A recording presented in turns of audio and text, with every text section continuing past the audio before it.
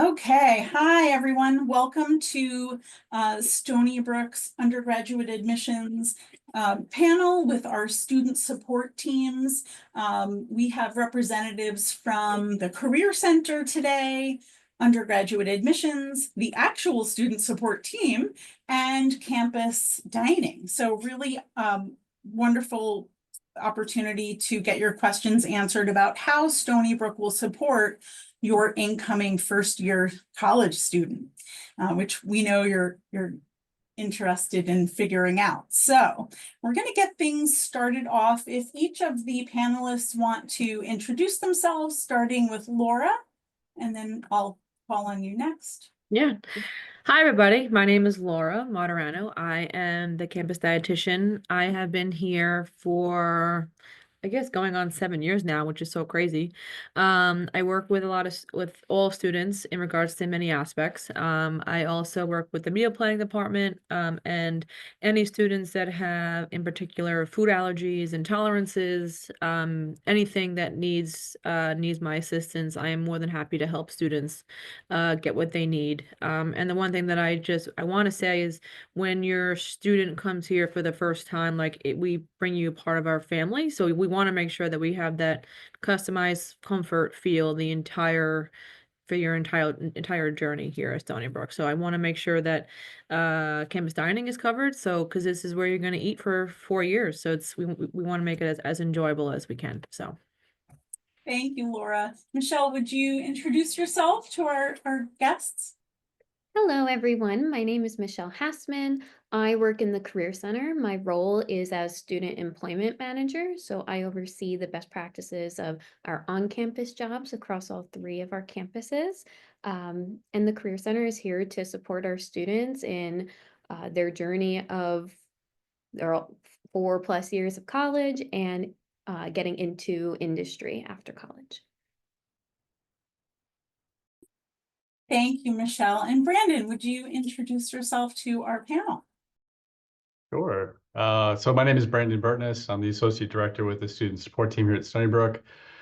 I've been with Stony Brook for over 10 years as a professional and graduated from this amazing university, and it's a great campus. There's great people here. Our office in student support is really there for when the student doesn't know where to turn or has questions about the university or is dealing with things either in the classroom or outside the classroom that is having a significant impact on them. So our goal is to make sure that our students are connected to all the right resources and have things like basic needs met while they're here. Thank you very much. So the first question we have, which I will say we do get a lot and we totally understand why, is for actually right before we begin, I just also want to let you know that we do also have representatives from the University Police Department who are joining us, and we'll have them introduce themselves in just a minute. Laura, if you could answer a common question we get, which is, what accommodations do you offer for students with food allergies or dietary restrictions, since this is more common now than ever? yeah, so we offer a lot of accommodations. And the one thing that I would like to emphasize is we do customized meals for every student that comes to campus with food allergies and intolerances. We don't want you to stress over eating on campus. So whatever your allergy is or a dietary restriction, religious needs, we work really hard and strive to make it work as best as we can and with what you're comfortable with. So in regards to food allergies, we have many different levels. Some students like the customized meals, some students don't. But just as you enter the dining hall, we have all of our menus are listed online through NutriSlice. I have access to much much more information if students question about it.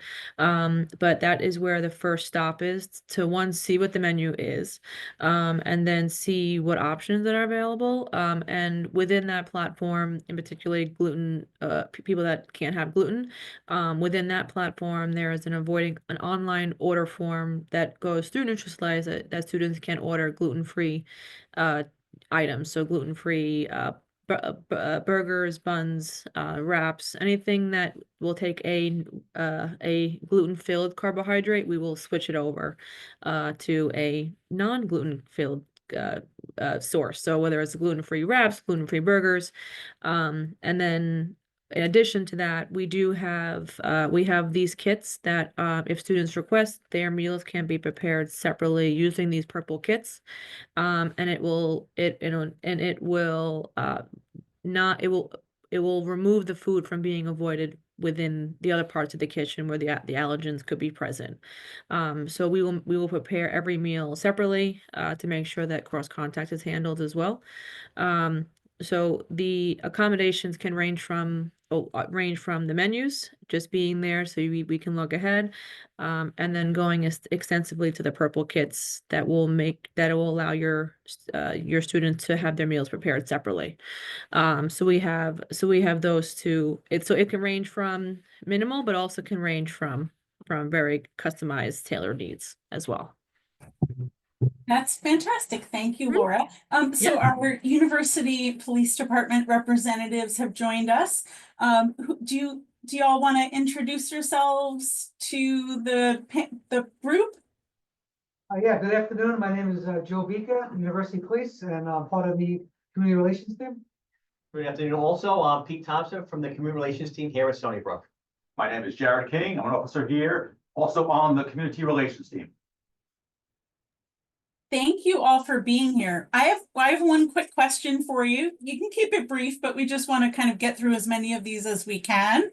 But a really important question that we get from families a lot is, how does the university communicate with students and with families, with parents or supporters of current students during emergencies? Is that something you can tell us briefly about? Sure, we have something called SB Alert. So any emergency on campus, we will notify the campus community and the parents as well via phone, text message, email, voicemail, apprising people of what's going on and what they need to do in the event of that emergency. That is fantastic. Hopefully there are no emergencies that we need to use any of those for, Right. but in the event they are, everyone will get the word. The next question we also receive a lot is, what exactly is the student support team, Brandon? And what are some of the resources provided by your team? That's a great question. It's something my family often asks me. What is it that you actually do? And I see some of the questions that have brought up. I think will help answer some of those questions. So the student support team was designed when the university recognized that there was a gap between what was happening for students and the university's ability to make sure that we're meeting those needs. So the way that I try to describe our office is that we're like the first point of contact, or like a triage for student situations that may be happening.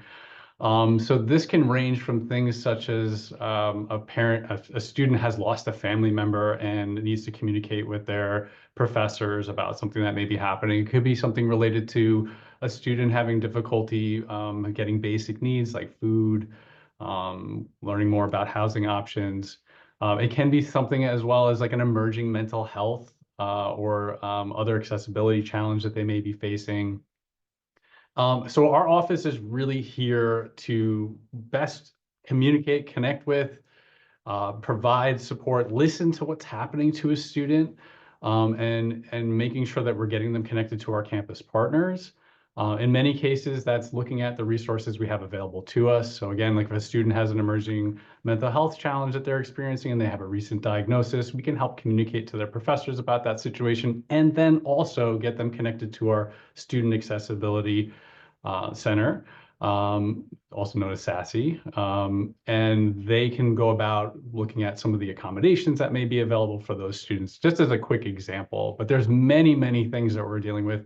My day, when people ask me what my day-to-day is, there is no day-to-day. It's very different every day with new and challenging situations. Thank you, Brandon. And the next question is for our Career Center representative, Michelle. We often, talk about students coming into college, but they're going to leave at some point, right?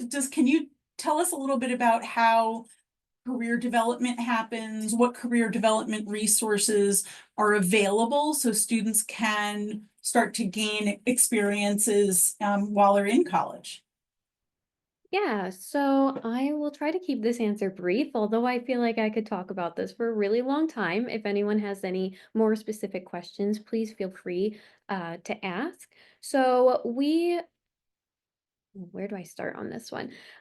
So we assist our students in the process of searching for on-campus jobs, on-campus internships, experiential education, and we also assist our students with finding industry-specific off-campus internships and full-time positions. We do this through our career community model where there are specific coaches who are trained in specific industries to help our students get specific help for whatever they want to go into. We have our services available for our Seawolves for Life. What that means is we have an alumni career coach. So anyone who has graduated from Stony Brook University can continue to use our services after graduation.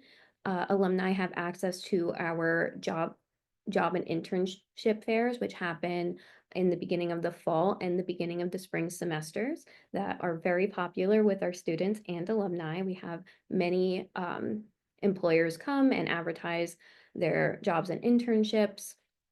We also have Handshake, which is what we recommend our students to use to search for on-campus, off-campus, full-time, and internship programs.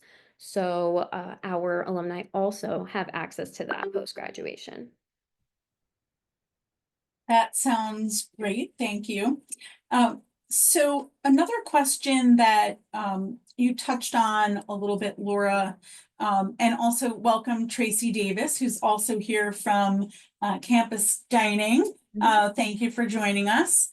So we get a question, you touched on kitchen protocols, cross contact in dining halls, and how are staff trained on food allergies, and are there designated like allergen free zones for students that are highly sensitive?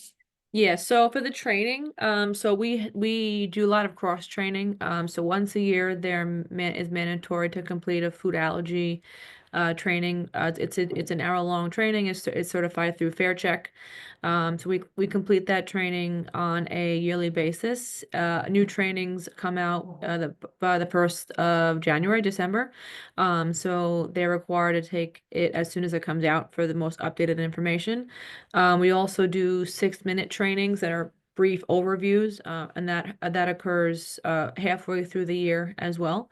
But every single day we make sure that we are constantly speaking about cross-contact food allergies to our kitchen staff, to our food service, to the students as well, because it's not, once a year training is great, but it's that daily communication, the importance of food allergies on campus.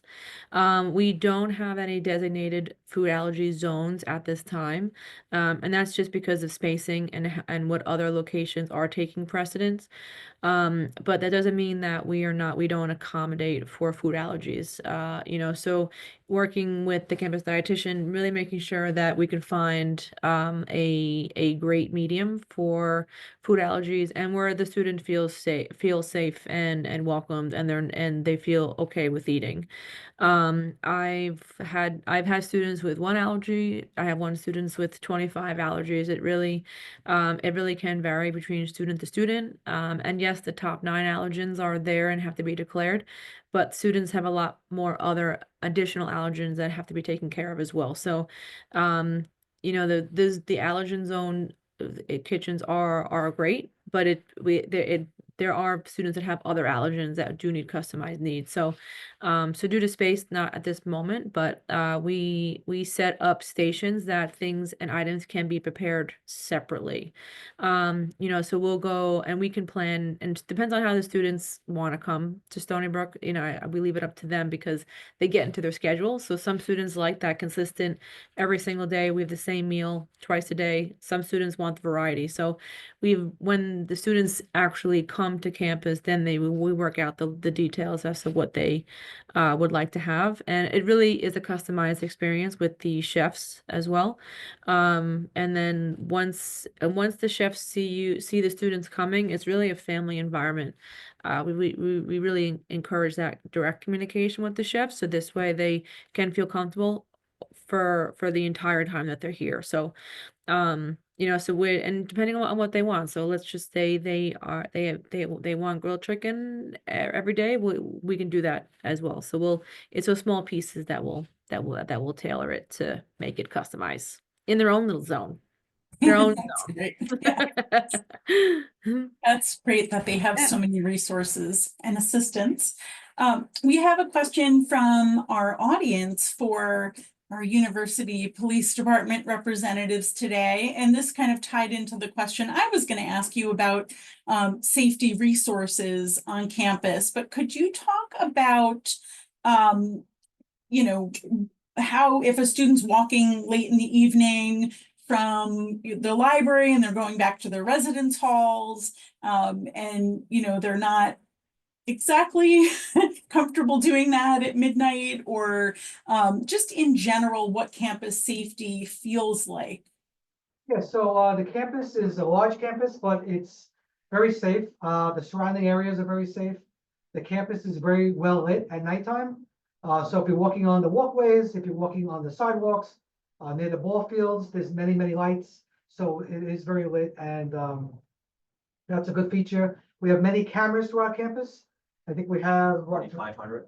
almost 3,000 cameras on campus. So you can expect a camera on campus pretty much anywhere except personal areas such as bathrooms or your residence halls, inside the residence halls.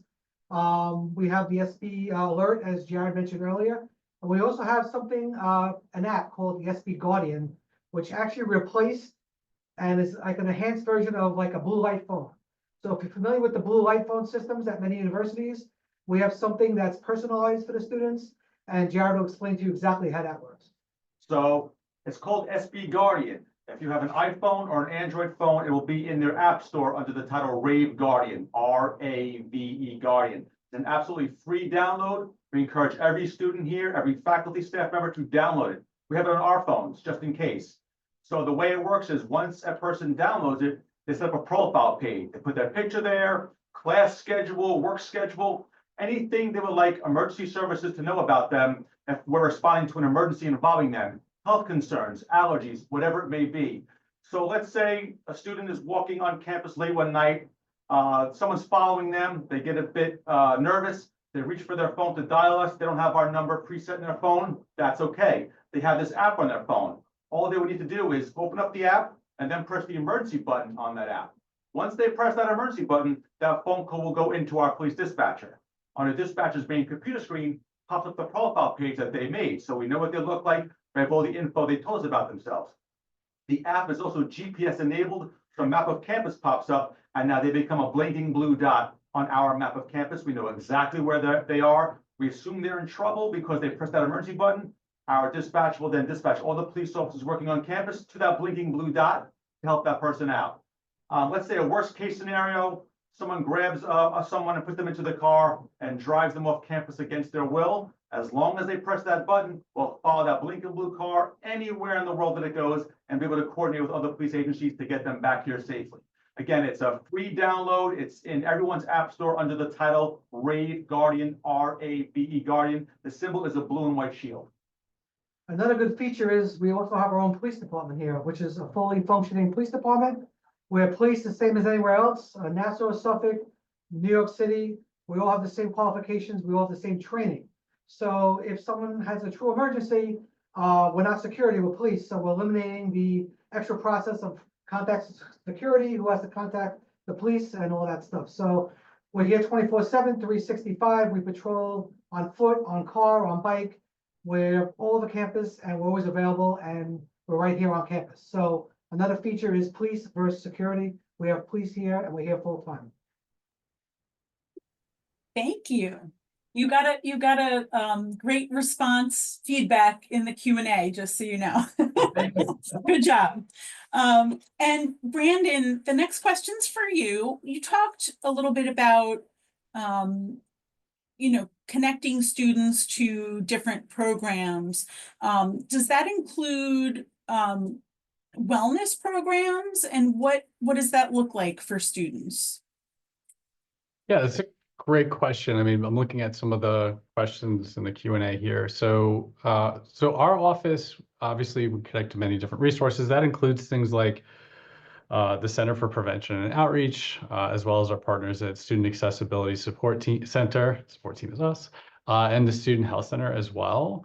So if we have a student who's coming in with a diagnosis that they've recently received, that's going to potentially have an impact on their academics, we connect them with student accessibility and they learn more about accommodations. If we have a student coming in that's expressing concerns about things such as their general health, we would send them over to the Student Health Center, which is essentially the best way to think about them as an urgent care on campus. So that's a place that they can go to get things like get checked out for physicals if they're sick and not feeling well.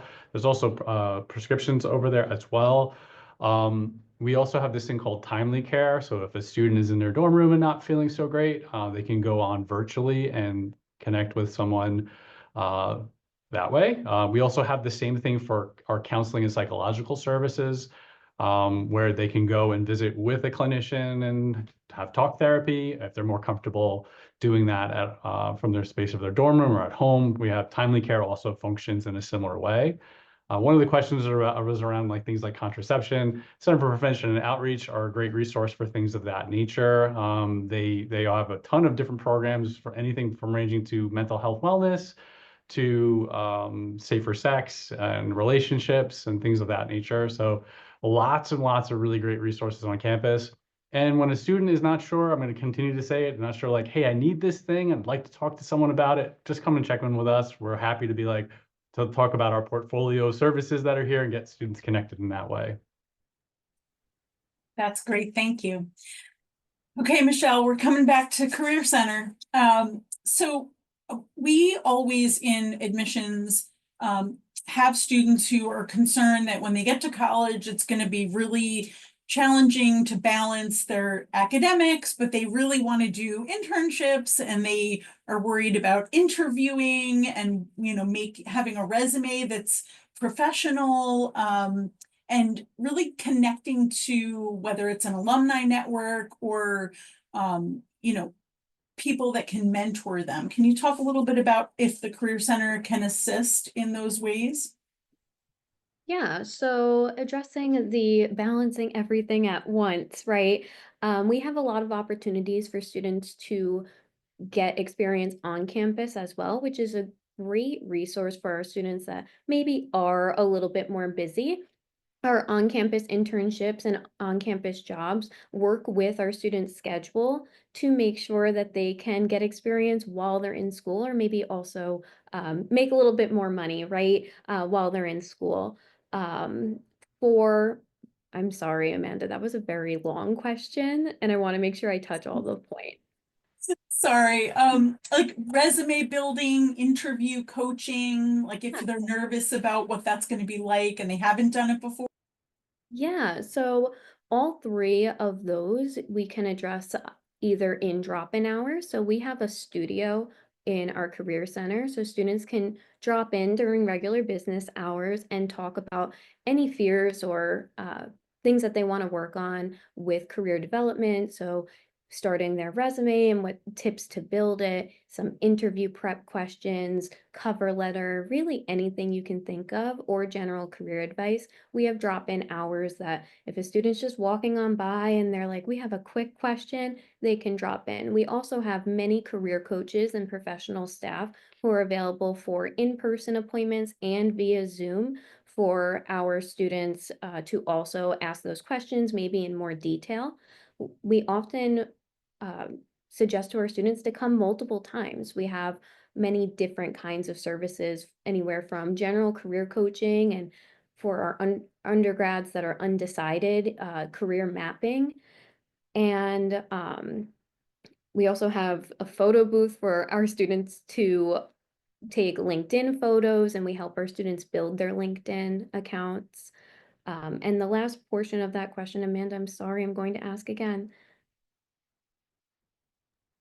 Yeah, that was everything. Okay, I did it. Thank you.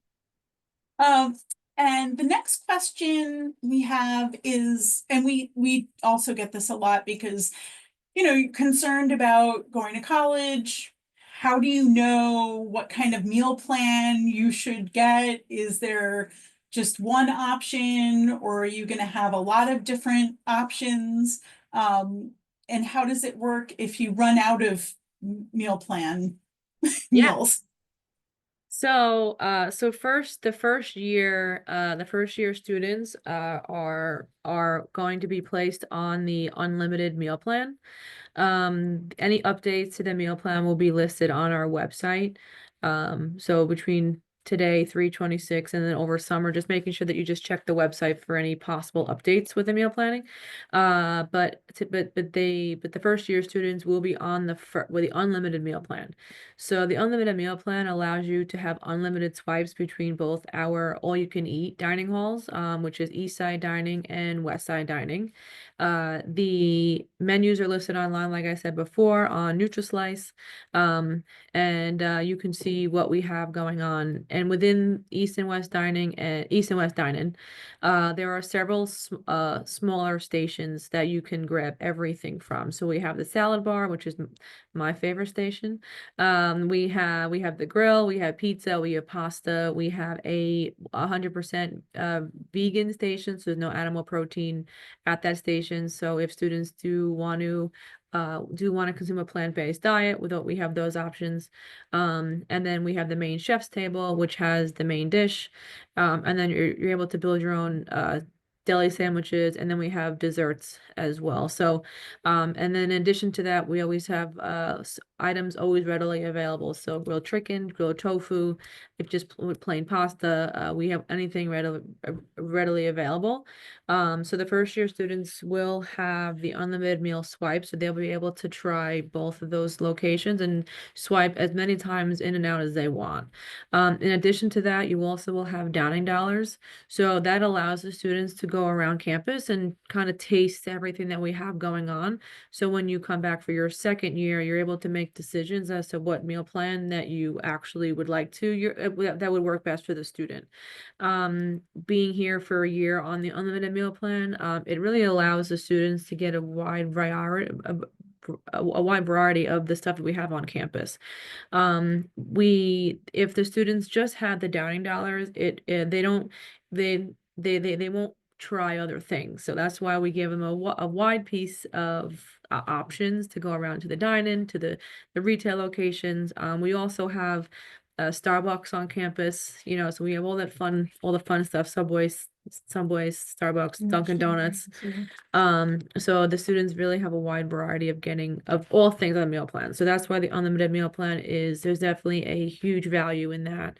And then because you're able to see what we have going on. And then, in addition to, you're most likely going to get an email to start registering for this stuff.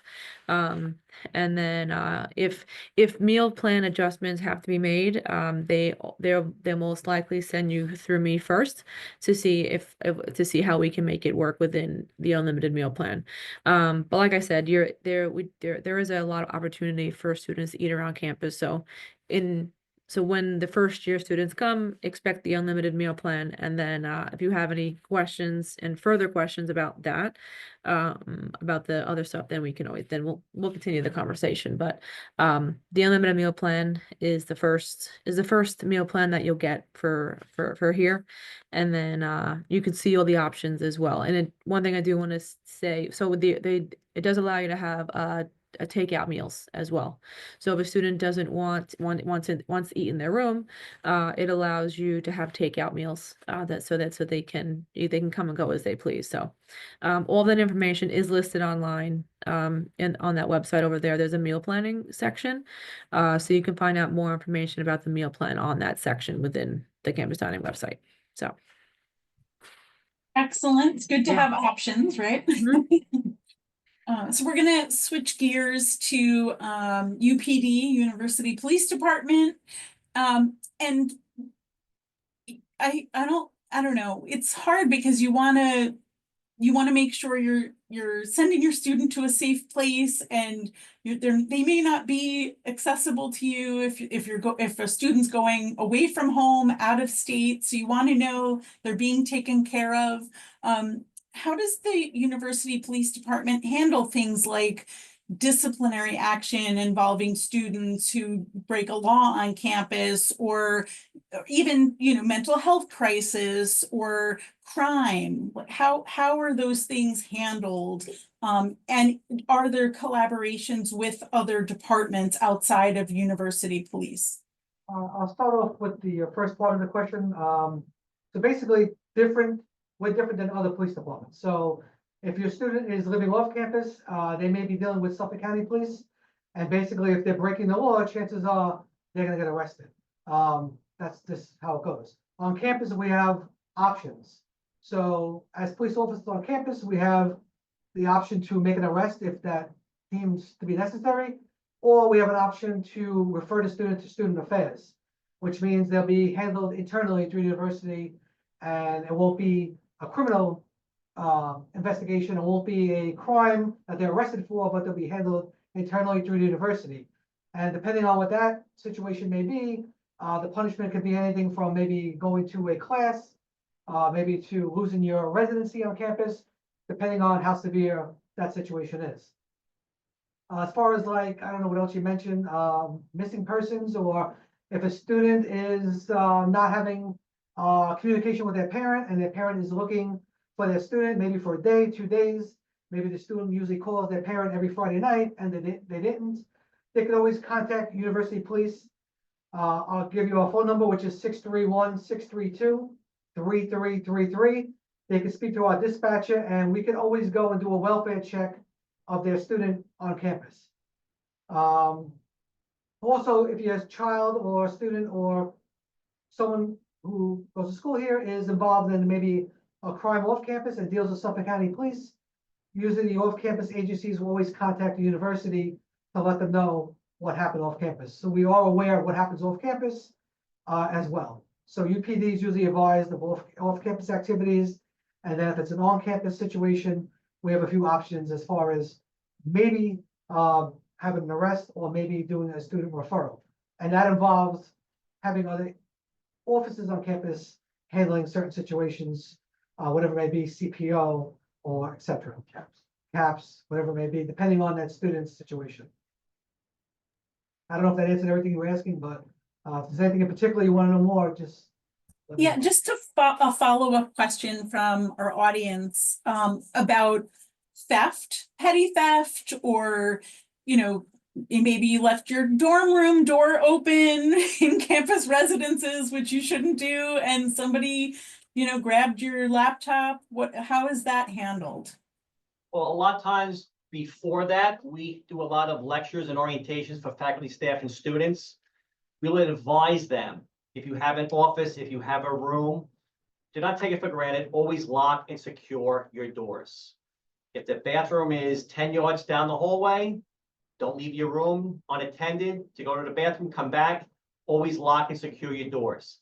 This university, we are dealing with close to 65 to 70,000 people a day here at this university. It's extremely large. So always lock and secure your doors. Very important.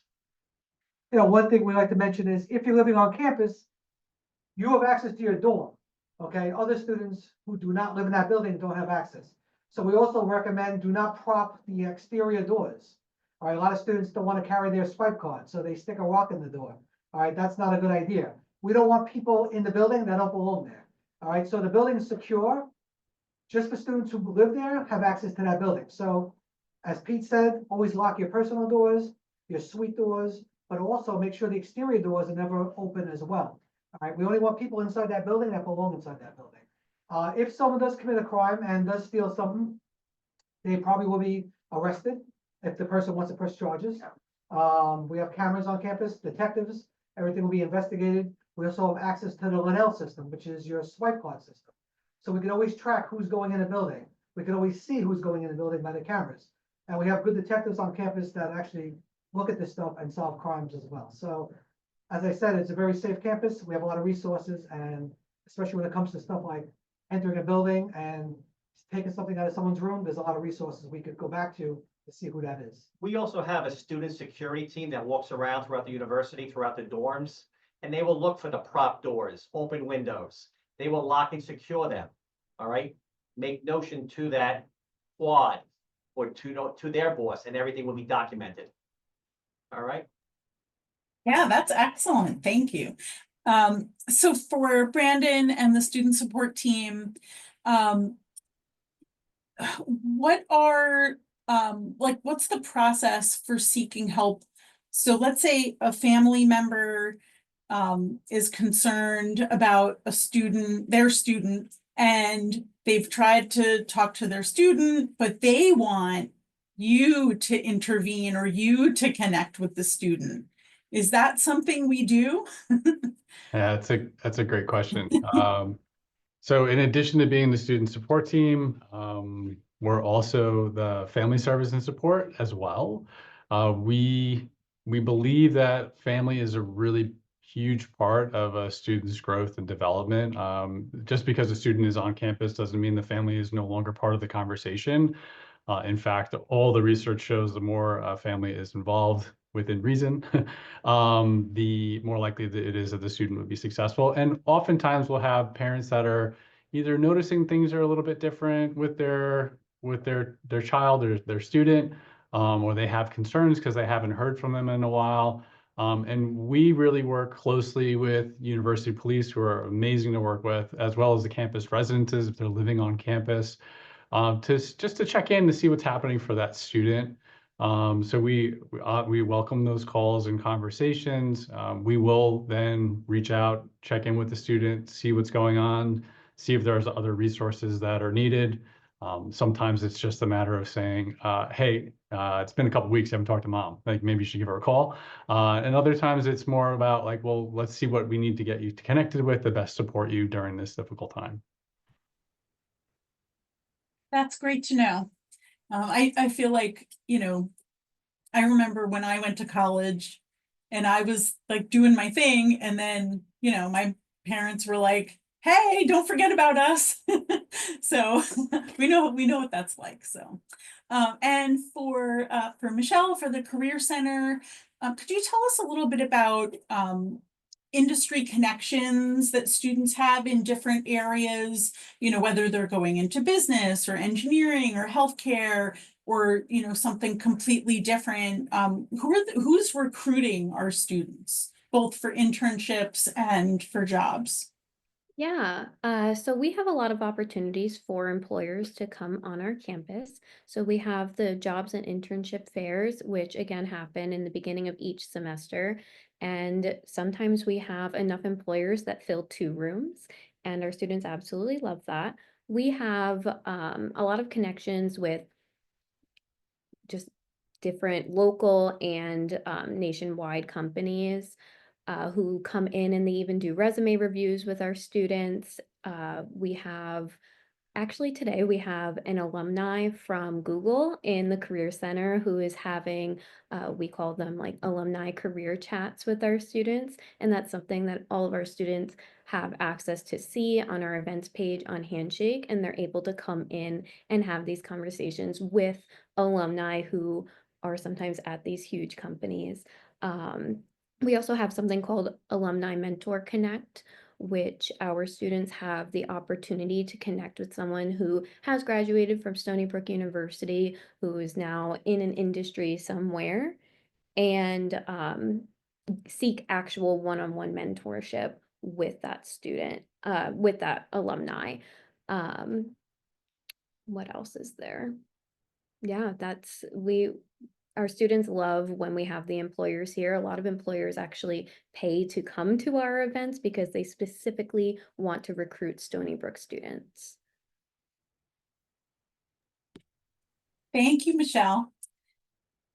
The next question, I know that Laura can answer because she is the campus dietitian, but are there nutritional, like, education programs? What if I'm just really unsure about what food choices to make and I want to eat healthier because I'm, living on caffeine and Yeah. ramen, and I want Yeah. to stand and make a change?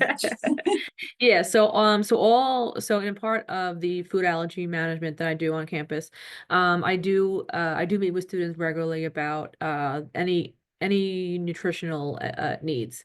They're free sessions, and I always make a joke. I said, you're gonna pay a lot of money for me outside of school, so I suggest you use me while I'm here on campus as a free service. So when the students come to whatever it may be, whether it's healthy choices, I work with a lot of students that have disease states, or just deficiencies, and I've tried to find, we try. I say try. We find them stuff to eat on campus that is within their preferences.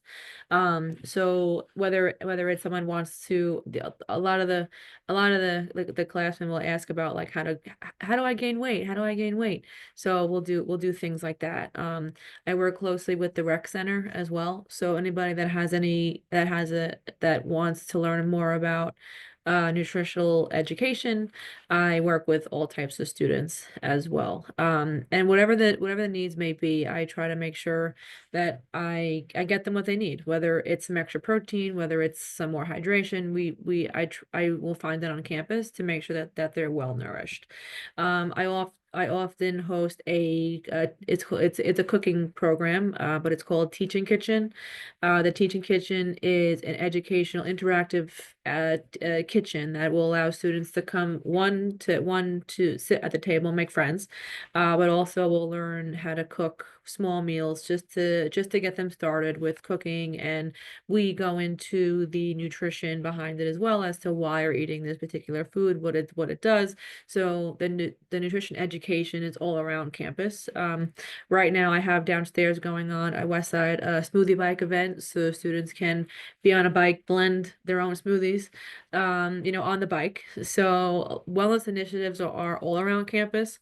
I put the link in the chat as well. So any wellness initiative will be posted on there. But really, I really try to make sure that we hit every building for nutritional education, just interactive stuff. Twice a year I do wellness promotions. I do a heart box and a brain box, so it's all fun, different package ingredients that are within one box that all help support either the heart or the brain. Those are my two themes right now. I got the right one coming, but just like I do small things throughout the campus that hopefully will make big impact, not now but later in life when they graduate and they go, oh, I remember what she said. This is what we have to do. So I really try to make I drop those small pieces of information, and I'm a free service. So with whatever it may be, I can do a lot of things: shopping lists, meal plans, recipes, home recipes. I like to make sure that the students feel good and they feel like they accomplish something besides just going to school. Very exciting stuff. Yeah. Yeah. UPD, I have a question for you, which I think is very much needed knowledge. If I'm sending my 17 or 18-year-old off to college for the first time away from home, what are some of the top tips that I can give them for staying safe in college as a first-year freshman? All right, so one thing we like to stress And also we do a lot of free trainings for your students. We do training in active shooter, we do training in first aid, we do training in CPR, stop the bleed, Narcan. So these are all classes they could take, they're educational classes, they could get certifications, and they're all free. We're another free service. But your student actually has to sign up for the classes. They have to make the initiative to come out and sign up and take these classes. So they are available for your students, and that's something they should do when they get here. They should get involved in activities on campus, make friends. We always remind students to pay attention to their surroundings, situational awareness. If they're away from home for the first time, well, if they're not away from home for the first time, always pay attention to the surroundings. You know, walk with friends on campus, pay attention, don't wear earbuds, don't put your hood up, always be aware of what's going on around you. If you're walking into a building, look around, know where your AEDs are, know where your fire alarms are. If they live in their dorm, know where their AEDs are, the stairwells, exits, entrances, stuff like that. All basic stuff, common sense stuff, but sometimes we forget to do it. So we remind students all these ideas. I don't know if they listen or not, but we tell them. And we offer many classes, which are all available for free. And we always talk to the students and try to tell them to take the classes, but it's always up to them to make that first step to actually sign up for the class. So we're out here, we offer free stuff, free advice, free services, free classes. And I'll turn it over to Jared, or Pete. We also offer a RAD program, Rape Regression Defense, geared for women, self-empowering. The students can sign up at the rec center. All right, it's about a 10 to 12 week program that the three of us host that we do. And at the end, they get a certification. They feel that's self-empowering as far as how to defend themselves in the event of something happening, as far as somebody coming up to them. You know, they don't want that person coming up to them. How do they handle themselves?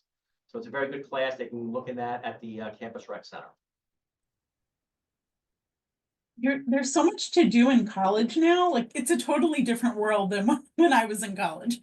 And I know we only have a few minutes, but Brandon, if you could just tell us a little bit about any kind of peer support programs that students, you know, they might be a little intimidated, you know, their first time in college, just like going to meet their professor for the first time can be intimidating. They might not want to ask, you know, you or I a question. They might want to start with a peer. Is that a possibility?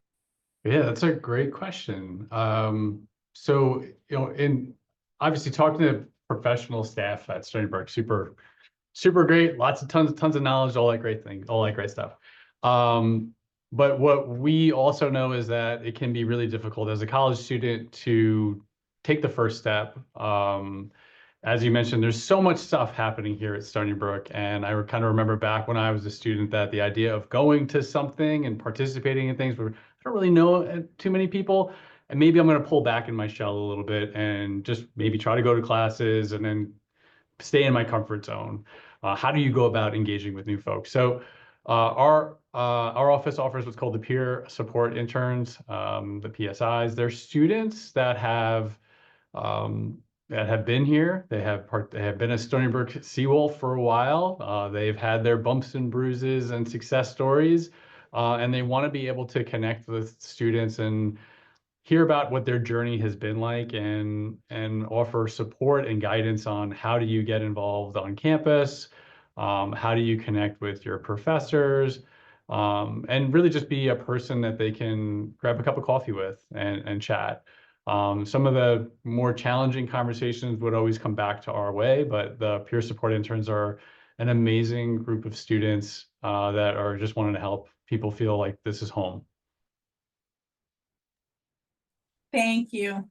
So we have 5 minutes left. So we're going to do like a quick around the room of kind of final words, anything I missed asking you about, but also just like words of encouragement and, you know, wisdom and insight for the upcoming students that are entering and their families as they move on to this next chapter. Michelle, do you want to kick us off?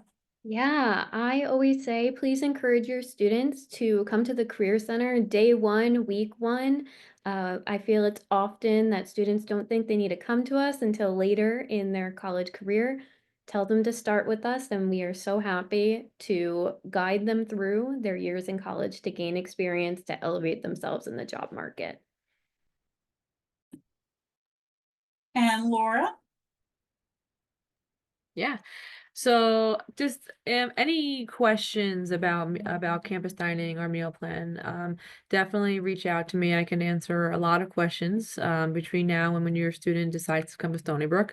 But the one thing that I really truly want to encourage is that we like to, when the students come to Stony Brook, we really want to make the campus dining experience a family experience.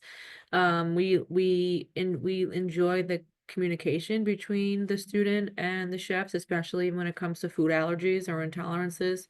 So no allergen or intolerance is a stress to us. We want to make sure that all students have what they need to eat, because nutrition is a huge part of dining and well-being. So whatever the question or concern or allergen, anything that you need, we are here to answer any questions. And then, really utilize me on campus, but really utilize the time here to educate about nutrition. That's my focus is to really educate about nutrition, not now, but just later on in life when everyone graduates. So please reach out if you have any questions about menus, anything, allergens, definitely feel free to reach out. Thank you. And UPD, any final thoughts or words of encouragement, wisdom? I'd just like to mention, if you're on campus, student, parents, whatever it may be, we do have, services, police, fire, and medical. And we have one phone number for all three, so that's very important. I don't think we touched on that too much. From a cell phone, if you're on campus and you need police department, the fire department, or if you need an ambulance, it's 631-632-3333. That's for all three services. All right, and if you have any questions for the three of us, we're a special unit. We work with the students very closely. We do a lot of programs with them. If any of the parents need to contact us, I'll give you our office number. It's 631-632-3056. If you have any questions, you can always contact us. The three of us, we share an office. That's our number. Please contact us for any information. Thank you. Thank you all. And Brandon, any final thoughts as we conclude today's panel? Sure. I'm going to go off script a little bit. My final thought is this is a really exciting time, and there's a lot that you can feel, but my suggestion for families, for students, is to be flexible and understand that this is a transition. So the flexibility is, hey, I thought I should be feeling this way, but I'm noticing I'm feeling a little bit differently about that. I feel like I should be super excited, but I have these other feelings I'm not sure what to do with, and that's okay. Like, that's part of any transition that you're experiencing. And just know that all of us here at the university are here to support you in your journey to your goal, whatever that may be. And our office is a great place to start whenever you're just not sure of what the next step might be, in addition to some very specific reasons. And we just want you to know that we're all here to support you. So that's my last bit. Perfect timing. I heard the 1:30 bell going off on campus right now. I also want to thank all of you for really great insights into all of the incredible opportunities and resources that are available. We didn't even really scrape the surface here.